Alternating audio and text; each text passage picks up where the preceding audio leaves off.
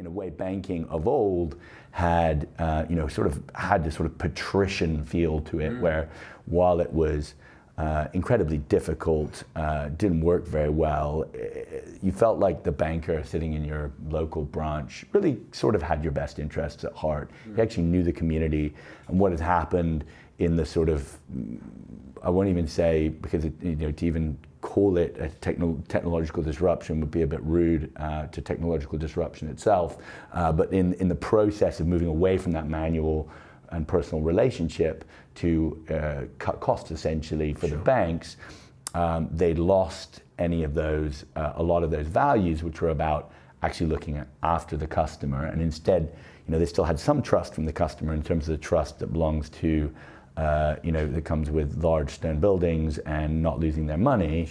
They'd really lost the trust that these guys were actually out for me in any way at all, very much just out for the bank. So felt that there was a place there for, and we sort of call it a good bank, and when we set it out, felt there was a place for a bank that genuinely was trying to do the right thing for customers, trying to improve their lives rather than maximize profit. And there's been a big backlash, I think, socially, and it's interesting because I think it wasn't intentional, but I think there's a generation that's growing up now that's really questioning some of the, the system works this way and it's just how it goes, and it's totally cool that the bankers really want massive bonuses and that's all that motivates them.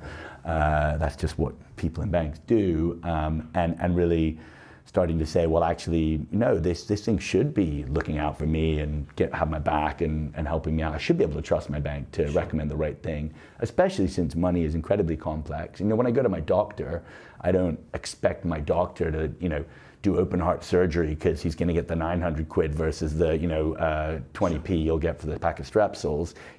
I expect him to actually, exercise his Hippocratic oath and say, Ricky, you're fucking fine, stop moaning. And so we really felt that there was sort of room for almost a sort of Hippocratic, set of morals around banking. So that's really what we set out to do. So how does that sort of, I get the values and I get the, the change from the mechanized mass market, here's your statement, and, we're going to try and sell you some more stuff.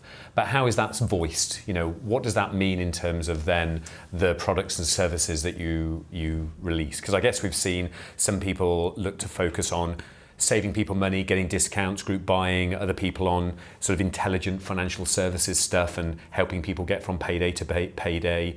There's a variety of ways you could take it, I guess. Where's Tandem going?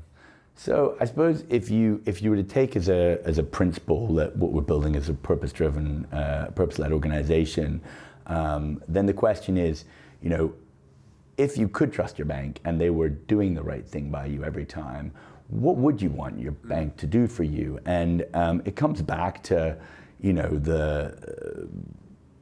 the piece around, the way that a whole load of industries have transformed, which is that there is a lot of friction in every step of a financial services journey. And when you look at it with detail, and everybody says this, nobody wants to buy a financial services product. It's utterly uninteresting. This is actually something that should be a facility that takes place in the background that you never have to even interact with. And if you trusted somebody absolutely with your financial services, you could have a facility that just provided the loan when you needed it, checked it was affordable with your income, put it in, moved it away when, put some money aside when it knew an event was coming up, or even just when you had extra money. All those things could actually be completely automated. And in fact, with data and modern systems, that's really easy. We would like to, we see a day in the not that distant future when you don't really, you trust your bank, and therefore you don't really interact with your financial services. You don't buy products, you don't choose a product, you don't have that moment when you go, is it credit card, can I be asked to get a personal loan for this, or do I get car finance or just stick on the credit card? All those stupid decisions which really require a spreadsheet and at least an A level in math, as we said in our recent press release. shouldn't actually, there shouldn't be things that you're being taxed with. Like, you should be out enjoying, doing what you enjoy, and enjoying your life.